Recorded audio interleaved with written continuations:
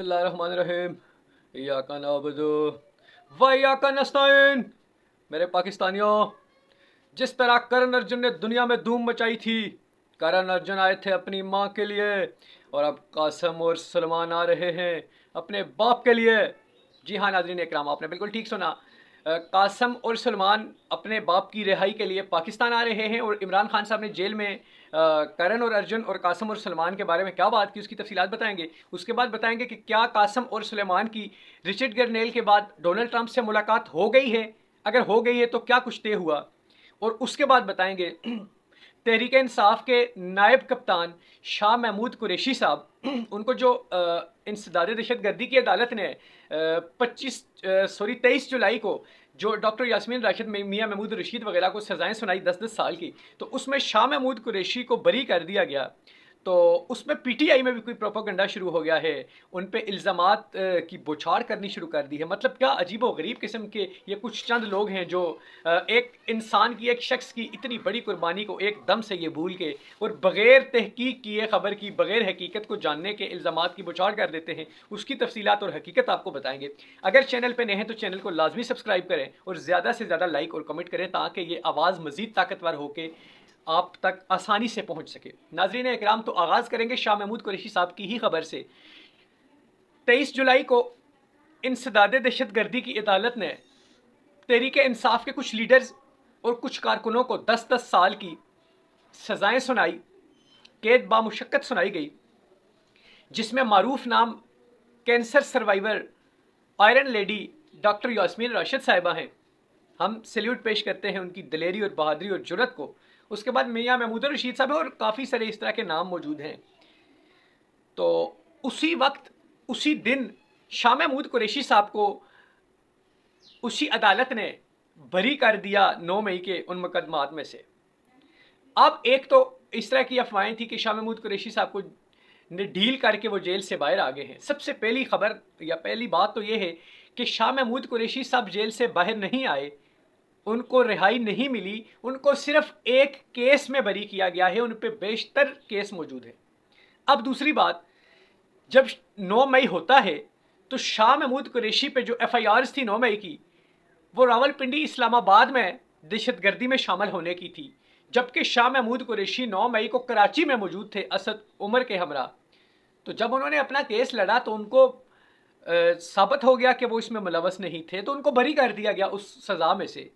या तो उनको हर केस में से क्लीन चिट दे के बाहर निकाल दिया जाता, तो फिर भी आपको उनका बयान सुनने के बगैर कोई भी राय कायम नहीं करनी चाहिए, क्योंकि एक शख्स ने 2 साल तक इस बर्बरियत और जबर का सामना किया और वफादारी निभाई अपने लीडर के साथ, जबकि बहुत सारे लोग छोड़ के चले गए।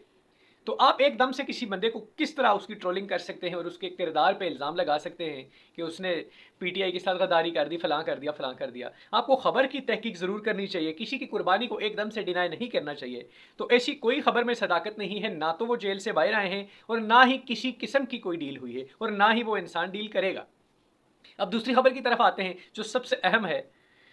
इमरान खान साहब के बेटे सुलेमान और कासिम, ये उसी तरह का नाज़रीन इकराम एक सिनेरियो बन रहा है।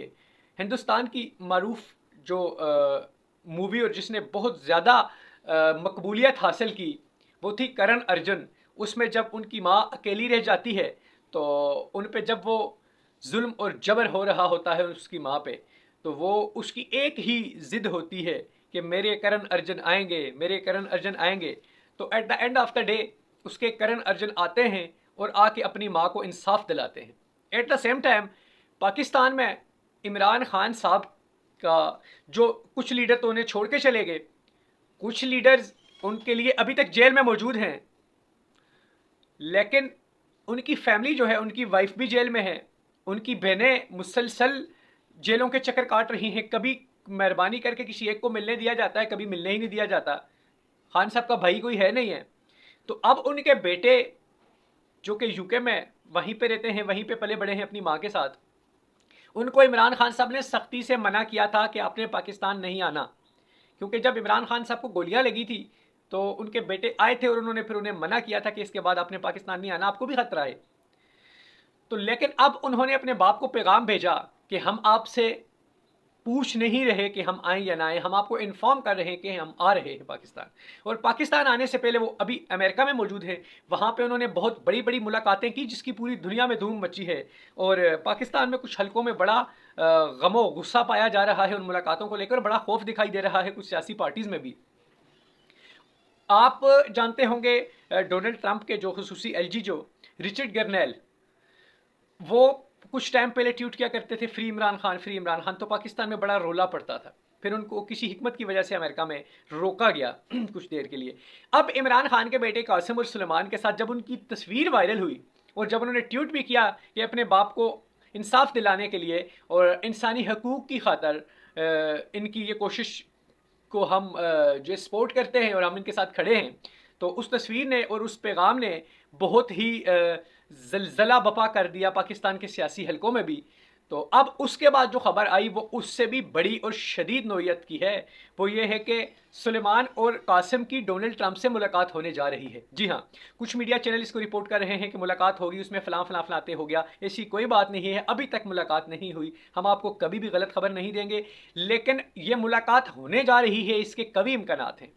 बहुत इम्कानात हैं कि यह मुलाकात हो जाए। और अगर ये मुलाकात होती है और उसके बाद सुलेमान और कासिम जब पाकिस्तान आते हैं तो साथ ही साथ कोई ट्वीट भी आ जाता है डोनाल्ड ट्रंप की जानिब से, कोई फ्री इमरान खान या इस तरह का, तो ये केस बहुत मजबूत हो जाएगा और इमरान खान साहब की रिहाई के बहुत ज़्यादा चांसेस बन जाएंगे। और उम्मीद ये की जा रही है कि 5 अगस्त जो इमरान खान ने तारीख दी हुई है कि ये जो एहतजाज है ये नुक्ता अरूज पे होना चाहिए, तो बिल्कुल कभी इम्कानात हैं कि उनके बेटे भी 5 अगस्त को पाकिस्तान में मौजूद होंगे और इस तहरीक को लीड कर रहे होंगे। और जब खान के बेटे जब उनका ब्लड रिलेशन कि इस एहतजाज को लीड करेगा तो लोग भरपूर निकलेंगे और उनका साथ कभी भी नहीं छोड़ेंगे। पाकिस्तानी आवाम बड़ी वफादार और बड़ी साथ निभाने वाली आवाम है।